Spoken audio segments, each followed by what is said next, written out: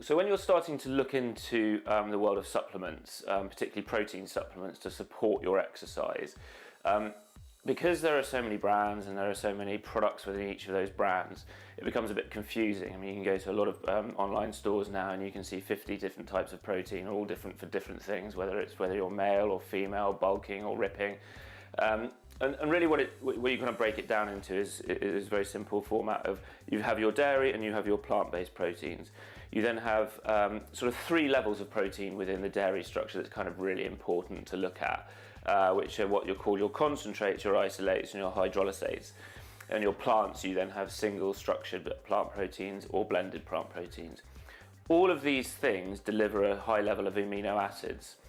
In the whey protein world, so the dairy proteins, people talk about, it's been fashionable to talk about these sort of slightly more complex proteins like the isolates and ultimately the hydrolysates. So the concentrate version, whey protein concentrate, which is the basic format of protein that you get in supplements, has rather been overlooked, I think. It tends to be the best for on price, and it tends to be what people refer to as their sort of market product, their basic product. It isn't actually a basic product. In comparison to an isolate and a hydrolysate, it's actually much more nutritionally dense. It contains a lot more things in it that are actually useful for your body. It just tends to be a little bit harder to absorb. So it tends to be a little bit like the Gillette razor. As a brand wants to develop its proteins, it sort of makes it 4 blades, 5 blades, 6 blades, but the 2-blade razor still does the same job.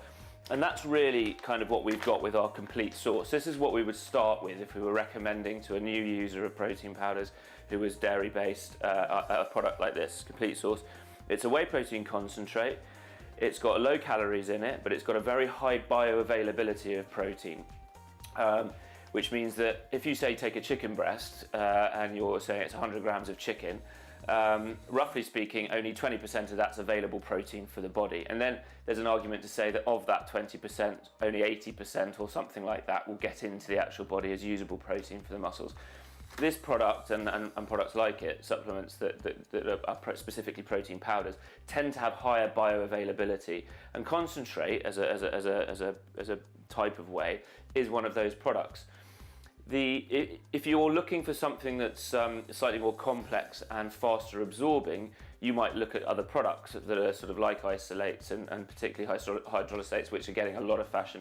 But this product, which is what I would recommend to anyone, especially people who are looking to like make smoothies and shakes post-training, who aren't training specifically for anything, they're exercising generally, or doing lots of classes, or nothing that's particularly intense.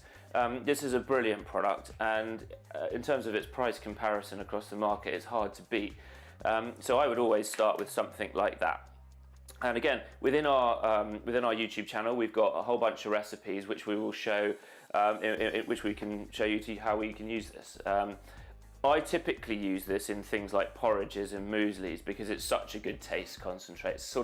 There's no chemical taste to it. It goes really well in things like granola and muesli if you just want to bump up the protein content of the average breakfast cereal or a snack in the mid-morning.